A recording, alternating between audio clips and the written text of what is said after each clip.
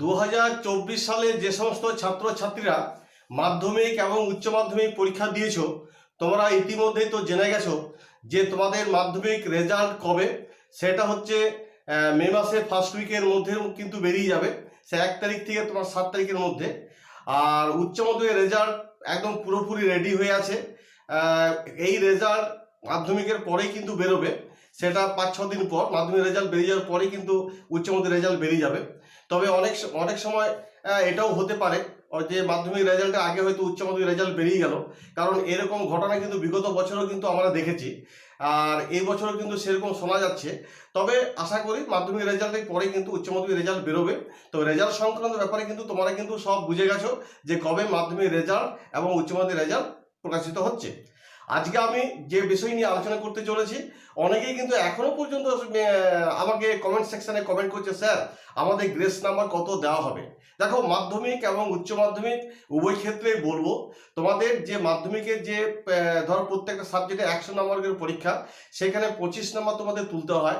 Written পরীক্ষা যদি তোমরা 15 নম্বর পেয়ে যাও, আর এইদিকে প্রজেক্টে যদি তোমরা 10 নম্বর পেয়ে যাও, তাহলে তোমাদের প্রত্যেকটা সাবজেক্টে 25 করে যদি উঠে যায়, তাহলে কিন্তু তোমরা কিন্তু পাস করে যাবে।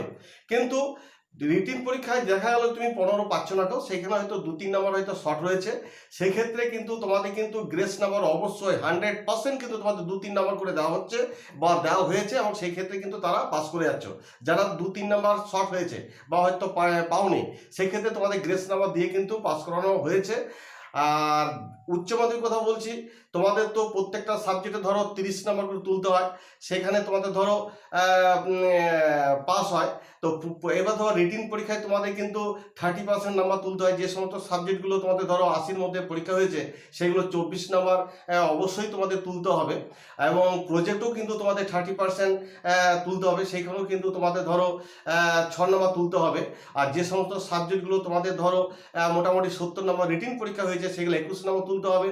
এবং প্রজেক্ট যেগুলো আছে তোমার ধরো সেইখানে কিন্তু তোমাদের যেটা 30% নাম্বার তুলতে হবে, তা 30 সেটা 9 নাম্বার তুলতে হবে।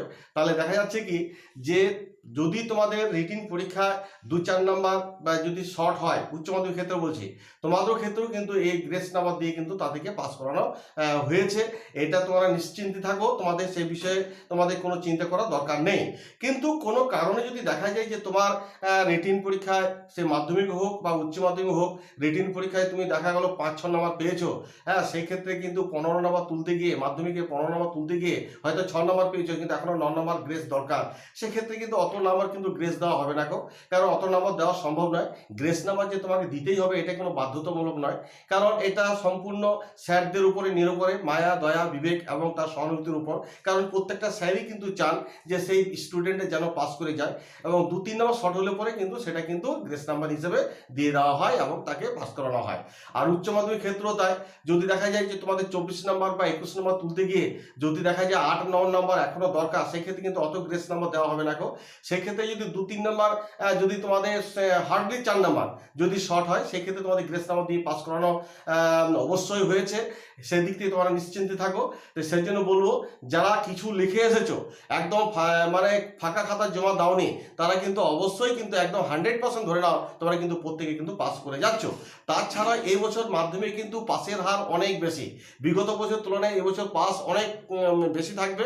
এবং মাধ্যমিক ক্ষেত্রেও তাই, তোমাদেরও বিগত বছর তুলনায় উচ্চ মাধ্যমিক ক্ষেত্রেও তাই, যে বিগত বছর তুলনায় কিন্তু তোমাদেরও কিন্তু পাসের হার অনেক বেশি। অর্থাৎ মাধ্যমিক এবং উচ্চ মাধ্যমিক উভয় ক্ষেত্রে কিন্তু বিগত বছর তুলনায় পাসের হার অনেক বেশি আছে, এবং সবাই কিন্তু মোটামুটি অনেকে বেশি বেশি করে নাম্বার পেয়েছে। হ্যাঁ, তো তবে যারা ধরো একদম সাদা খাতা জমা দিয়েছো, কোনো কিছু লেখনি, হ্যাঁ, হয়তো প্রশ্নগুলো লিখে দিয়ে চলে এসছো, বা হয়তো কোনো হয়তো উল্টোপাল্টা 2-1 কথাবার্তাও লিখে এসেছো, অনেকে কিন্তু টাকাও পর্যন্ত গুঁজে দিয়ে চলে এসেছে যাতে তাকে পাস করানো হয়, এরকম যারা করেছো তারা কিন্তু পাস করতে পারবে না।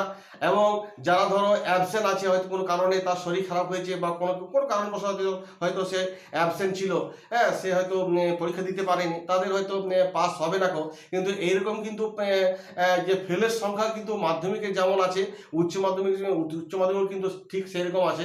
অর্থাৎ ফেল কিন্তু তারাই করবে যারা ধরো পরীক্ষা দিতে পারেনি কোনো কারণবশত, হয়তো দেখা গেলো তার শরীর খারাপ, কিংবা হয়তো সময় মতো সে পৌঁছাতে পারেনি, হয়তো পথে ঘটে হয়তো কোনো রকম কোনো দুর্ঘটনা ঘটে গেছে, এরকম হয়তো পরীক্ষা দিতে পারেনি।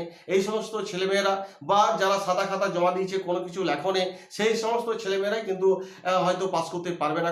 বাকি যারা একটুকু হলো মাধ্যমিক এবং উচ্চ মাধ্যমিক একটু হলেও লিখেছো তারা কিন্তু সবাই কিন্তু পাস করে যাবে। যাই হোক, এই ছিল তোমাদের মাধ্যমিক এবং উচ্চ মাধ্যমিকের যে পরীক্ষা পাস করা সংক্রান্ত ব্যাপারে কত করে নাম্বার গ্রেস দেওয়া হয়েছে এবং কারা পাস করতে পারবে সেই নিয়ে বললাম। যদি আমার ভিডিওটি ভালো লেগে থাকে তাহলে অবশ্যই কিন্তু একটা লাইক করে দিও। তোমরা সকলে ভালো থাকো, ধন্যবাদ।